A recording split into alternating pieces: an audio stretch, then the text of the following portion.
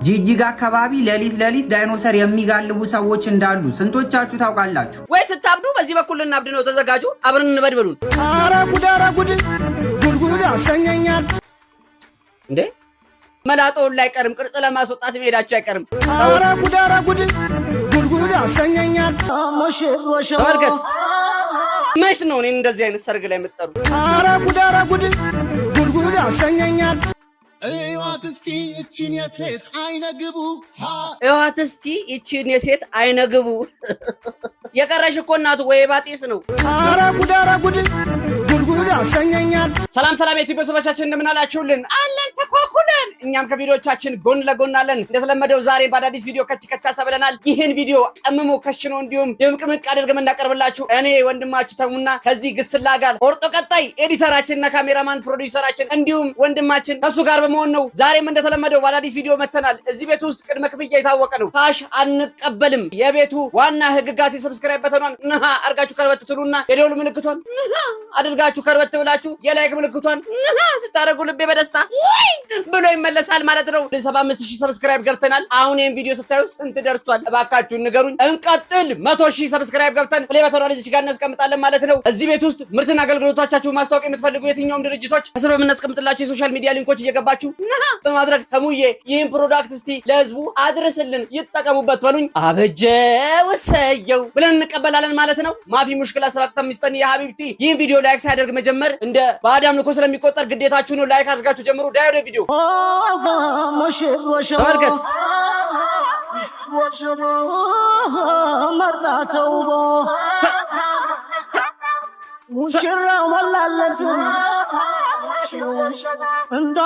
ገንዘብ በከለር ተመልከት።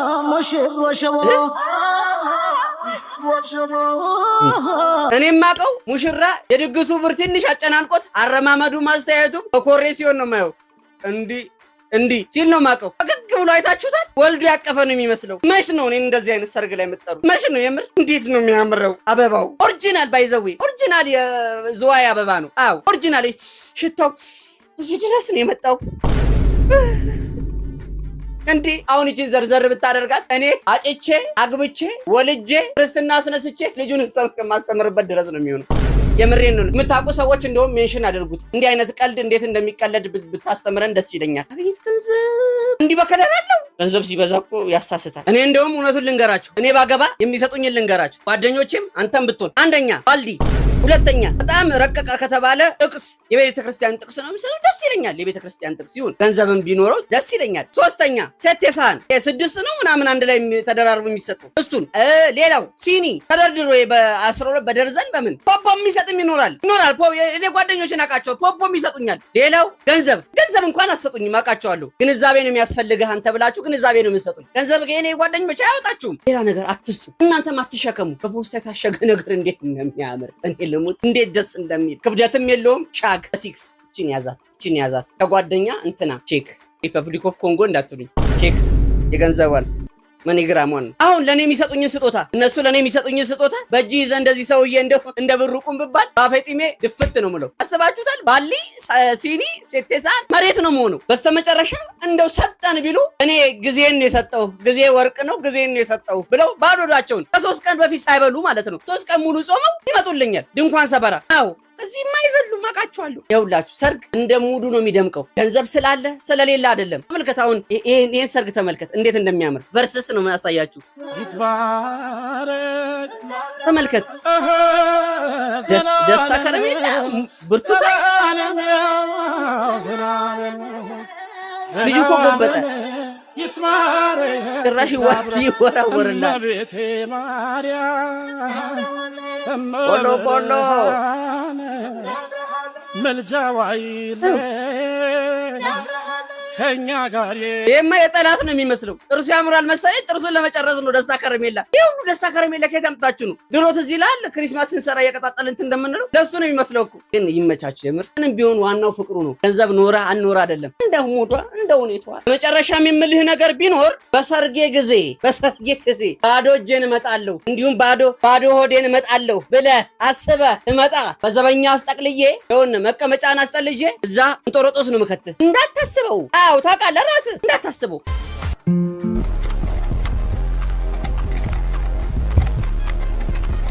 ቻይና ኮኒክ እውነትም እዚህ የሚገርም ልጅ ነው።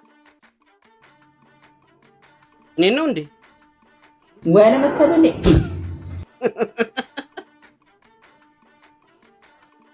ምን እያደረግሽ ነው? አይሻል እኮ ከቅድም ጀምሮ አይሻል ነው ለማስገባት እየሞከርኩ ነው። አንዲት መርፌና ክር ለማስገባት ይሄን ሁሉ ሰዓት?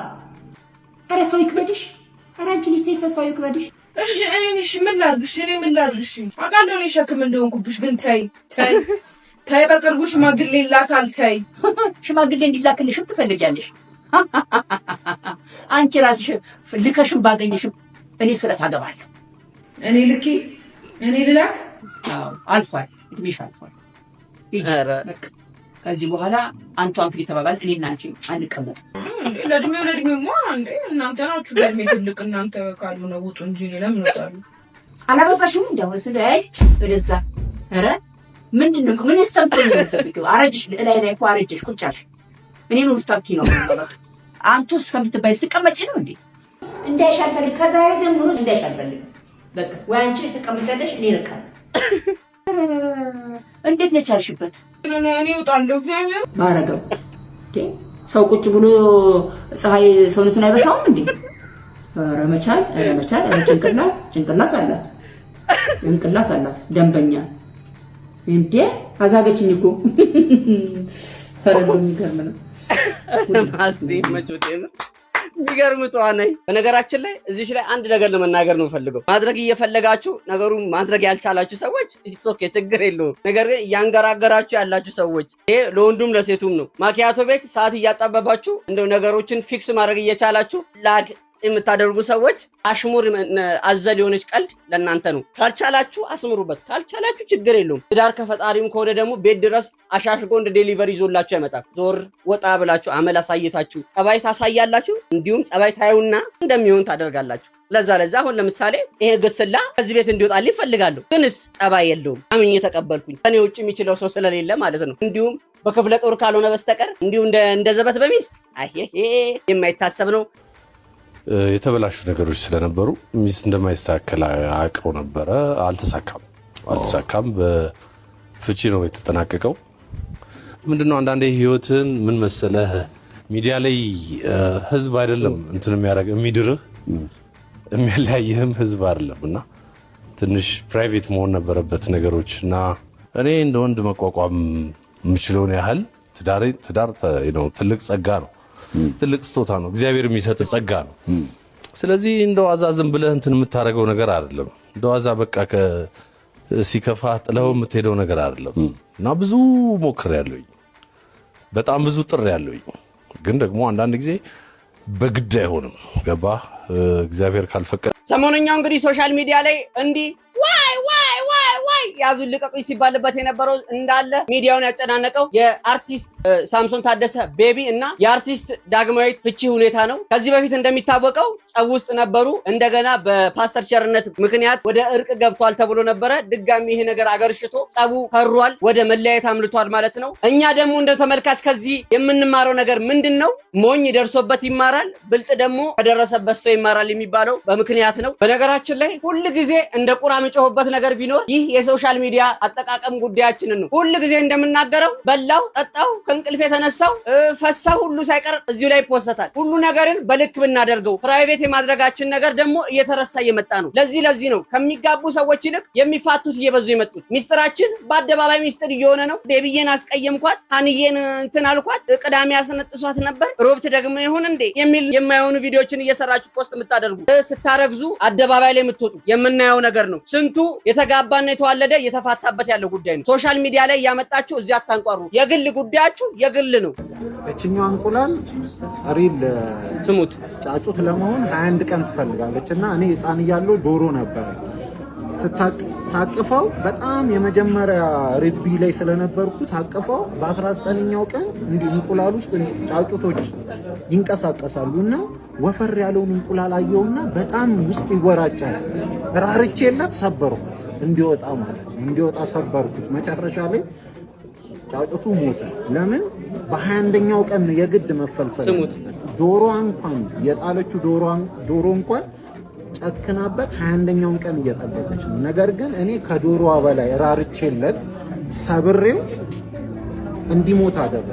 አንዳንድ ጊዜ የፈጠረን እግዚአብሔር ጨክኖብን ዝም ሊለን ይችላል። ለምን? ጊዜያችን ስላልደረሰ። አለ ጊዜያችን ሰው ቢረዳን እንኳን መሞቻችን ነው የሚሆነው። ስለዚህ በህይወታችን ብዙ ነገር ሲቆላለፍብን፣ ሁሉም ነገር እምቢ ሲለን ቀናችሁ እስኪደርስ እግዚአብሔር ፕሮቴክት እያደረጋችሁ ነው። እምቢ ባላችሁ ነገር ላይ በቃ መመስገን ያለበት። ለምን? የግድ እግዚአብሔር ቀናችሁ ሲደርስ እራሳችሁ ፈልቅቃችሁ እንድትወጡ ስለሚፈልግ ነው። ተረዳኝ? ሰማችሁ አይደለ? ነገሮች ሁሉ በዝምታ የሚያልፉት በምክንያት ነው። ነገሩን መደጋገም ሆነብኝ እንጂ እሱስ ሁሉን ነገር ጥርግርግ አድርጎ ብሎታል። ሁላችንም የምንፈልገው ነገር ዛሬ ካልሆነልን ሞቼ እገኛለሁ የምንል ፍጡሮች ነን። ትዕግስት የለንም፣ ግብዞች ነን። ነገሮችን ራሳችን በራሳችን ካላደረግን እንላለን። ብልሽሽቱን አውጥተን ቁጭ የምናደርገው። ሁሉም ነገር የሚያምረው ከፈጣሪ ሲመጣ ብቻ ነው። የእሱን ቀን ጠብቁ። የማን ነው አሪፍ አገላለጽ? ከኔና ከሱ። አቤት እውቀት፣ አቤት እውቀት እንዴ!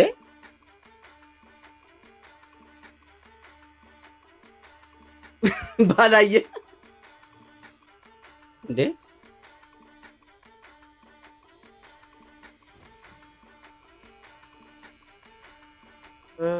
ይሄን ቪዲዮ ሳየው የምሬን ነው የምላችሁ ድርቅ ብዬ ቀርቼ ነበር። ፀጉር ቤት ውስጥ እንደዚህ አይነት ነገር ተጀመረ። በኋላ ላይ ይሄ ፀጉር ቤት የት ነው ብላችሁ ተንጋግታችሁ ወንዶችዬ ደግሞ ሄዳችሁ እንዳትሸወዱ። ለማታውቁ ላስረዳችሁ። ባሏ ነው። በእርግጥ ቪዲዮ ላይ እንደዚህ አይነት ነገር መደረጉ ደስም ባይልም ባንወደውም ያው የባልና የሚስት ጉዳይ ነው። ደበቅ ብታረጓት መልካም ነው። መላጦውን ላይ ቀርም ቅርጽ ለማስወጣት ሄዳችሁ አይቀርም። ተው ተው ተው። ይሄ ጀስት ለፕሮሞሽን ተብሎ የተሰራ ነው። ተናግሬያለሁ። አንደኛውን ደግሞ አንተን ተሰልፈሃል አሉ። አንተ ወርደታም። አስቡት እስቲ የምር እንደዚህ ቢሆን ኖሮ የዚህ ፀጉር ቤት ደንበኛዎች ሰልፉ ከሰበታ እስከ ሱሉልታ ከአዳዲ እስከ ለገዳዲ ይሆንላቸዋል። እዛሳ እኔ በጠዋት 12 ሰዓት ላይ ተራ አስከባሪ ሆኜ አንተ በዚህ በኩል እያልኩኝ ረድፍ ማስያዝ ነው። ይሄ ነው ደብል ዲጂት የሥራ ፈጠራ ኢንተርፕረነርሺፕ የሚባለው። አቤት እንግሊዘኛ! ዛሬ መገደልኳችሁ። ለማንኛውም ደግፌ አይደለም እንደዚህ አይነት ነገሮች ሶሻል ሚዲያ ላይ ባይወጡና ባናያችሁ መልካም ነው ባይኔ። ሩብ ጉዳይ የሆነ ንክኪያችሁን እዛው ቤት ውስጥ ብታደርጉት መልካም ነው። ደስ ስትሉ ስሙ እንዴት ነው የሚያምሩት! ቆንጆዬ ናቸው። ሰላምን በምስል ላይ የምታያቸው የጉቺ አዲስ የመጡ ብራንድ ፋሽን ጫማዎች ናቸው። ለወንዶችም ለሴቶችም። ፈረባሶን ይቀድ እንደቀል እያበለ ጉቺ ብላችሁ ይዛችሁ መጣችሁ።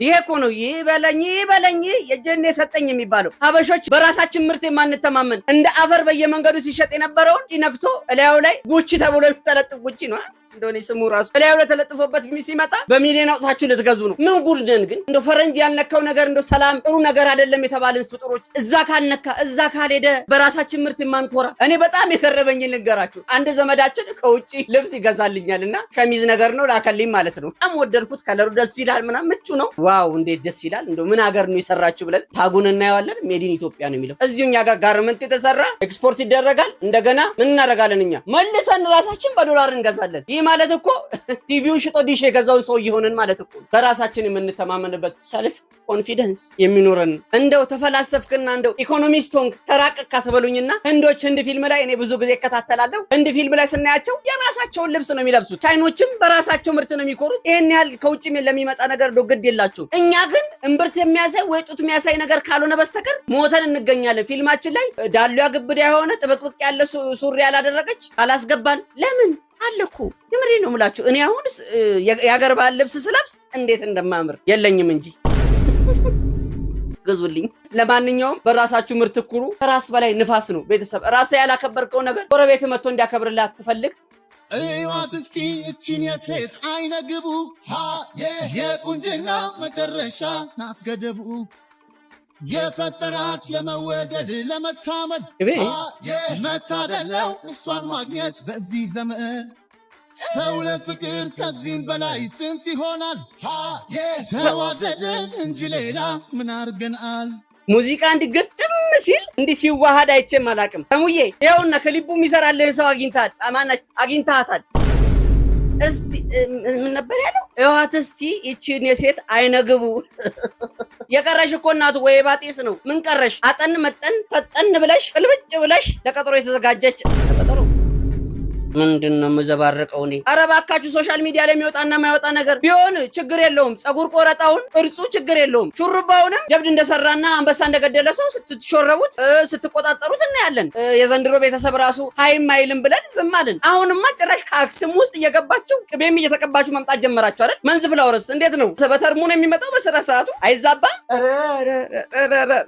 ራይን አለም ጉድሽን አላየሽ። እኔ እኮ ቤተሰቤ አለወትሮ በ15 እና በ20ኛው ቀን ሻወር ስገባ የታባ ልትሄድ ነው ምንድነው እንዲህ የምትቁላላው ነው የሚሉኝ። አዎ እንዲህ ጭራሽ ቅቤ እንትን ብዬ ተሽሞንሙኝ የቀራት ቢጎዲን እኮ ነው። እንደው ሐሳብሽ ይሟላ። ነገ ከነገ ወዲያ ካንቺ ቤቢ ሻወር የምሽግልና ጊዜ የሽምግልና ብራይዳል የርግዝና ቤቢ ሻወር ነው እሱ።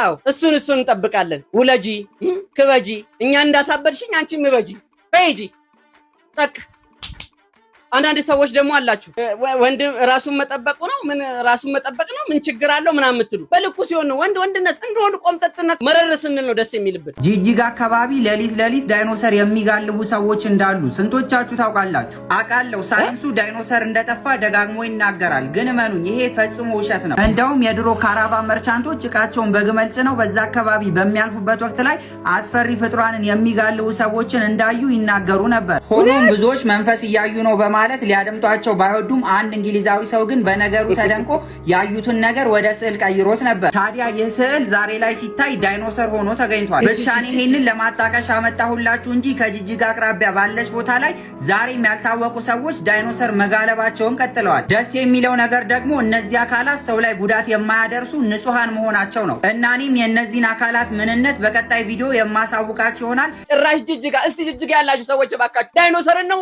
ለማዳ ምንም የማያደርግ እንስሳ ነው። የቆሎ ጓደኛ ያረከው እንዴ? እንዴት ነው ነገሩ? ወይ ስታብዱ በዚህ በኩል ልናብድ ነው ተዘጋጁ፣ አብረን እንበድበሉን። ኧረ እባካችሁ የቤተሰቦች እንደው ይሄን ልጅ ያዙልን። ከዚህ በፊት ስንት ነገር ብሎ ነው የወርቅ ክምችት አለ ብሎ ህዝቡ ሲቆፍር የነበረው ሰምታለኝ። ታሪክ የማይታወቁ አካላት ዳይኖሰር ሲጋልቡ አየ ምናምን እስካሁን ድረስ የተደበቁብን መንፈስ ናቸው። ኑሮ ያው መንፈስ ነው። ሀብት ናቸው፣ ድሎት ናቸው፣ ደልቀቅ ያለ ኑሮ ናቸው። ከኛ ስለራቁ እንደው ስለማይዳሰሱ ብዬ ነው። ኧረ እንዳታስቀጽፈን ያልታወቀው አካላት ምናምን እያልክ ለኛም የማይታወቅ ነገር ከምትነግረን ምንጩን ንገረንና ከስር መሰረቱ እኛ ምን ነው። ካልሆነም ጂጂጋ አካባቢ ያላችሁ ሰዎች ከስር እንደው ጻፉልን። አሁን እኮ ነገሮች ሁሉ ምንጩን የጠፉብን። ቀጣዩን ቪዲዮ የምጋብዛችሁ ተስፋ በመቆረጥ ላይ ያላችሁ ሰዎች ነገሮች አይቀየሩም፣ አብዛኞቻችሁማ ፈጣሪ የለም ብላችሁ የደረሳችሁ አላችሁ። እቺን ቪዲዮ ተመልከቱልኝና ወደዛው እንመለሳለን። የአዳማ ከተማ ነዋሪዎችን ክፉኛ ያሳዘነ አንድ መረጃ ልንገራችሁ። እዚህ ጋር የምትመለከቱት ወጣት አብደላ ናስር ይባላል። በአዳማ ከተማ ከአርባ ምንጭ የመጣ ሙዝ በመጫንና በማውረድ ንግድ ስራ ላይ ይተዳደራል። በፋሲካ ዕለት ታዲያም ከጓደኞቹ ጋር አምሽቶ ወደ ቤቱ ሲመለስ 3 ግለሰቦች ሞባይሉን ዘርፈው ህይወቱን ነጥቀውታል። በዚህም የተነሳ በርካቶች ሀዘን ላይ ወድቀዋል። ግለሰቦቹ ተጠርጣሪ ተብለው የተለዩት እነዚህ ናቸው።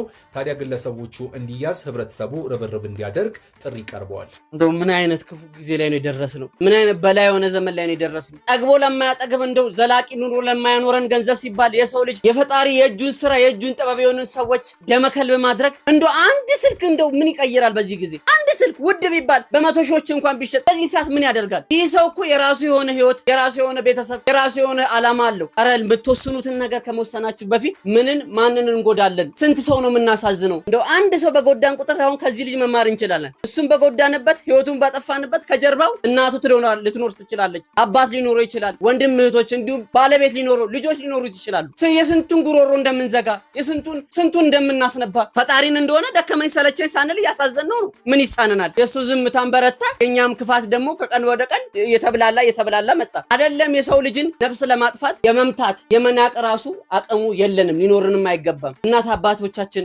እንዲሁም የሃይማኖት አባቶች እባካችሁ ጸሎት አድርጉልን። ዘመኑ በጣም የተበላሸና ተስፋ የሚያስቆርጥ ነው። ለወንድማችንም ነፍስን በአጸደ ገነት እንዲሁም ለሟች ቤተሰቦች መጽናናትን እመኛለሁ። ቤተሰቦች አብራችሁኝ ስለነበራችሁ ከልብ አመሰግናለሁ። የሳቅ የጨዋታ እንዲሁም የደስታ የፌሽታ ቤት ነው። እዚህ ቤት ውስጥ ማዘን መቆዘም እንዲሁም ማልቀስ ፈጽሞ የተከለከለ በግ የሚያስቀጣ ጉዳይ ነው። እርሳችሁን ፈገግ አድርጋችሁ ለነገ ህይወታችሁ አዲስ ነገር ለማግኘት ሁሌም በደስታ እንዲሁም በአሪፍ ሙድ እንድትቀበሉት አሳስባችኋለሁ። እንደተለመደው 10 ጊዜ ለካ 1 ጊዜ ቁረጥ ለሳቅ ለጨዋታ የተሙን ቤት ምረጥ የተባለበት ቤት ነው ያላችሁ። እዚህ ቤት ውስጥ ምርትና አገልግሎቶቻችሁ ማስተዋወቅ ትችላላችሁ። ከስር በማስቀምጥላችሁ ሊንኮች እየገባችሁ ተሙዬ እንካችሁ በሉኝ። አመሰግናለሁ፣ እወዳችኋለሁ። በቀጣይ ቪዲዮ እስከምንገናኝ ፏ ብልጭ እያላችሁ ጠብቁኝ እላችኋለሁ። ቴንክ ዩ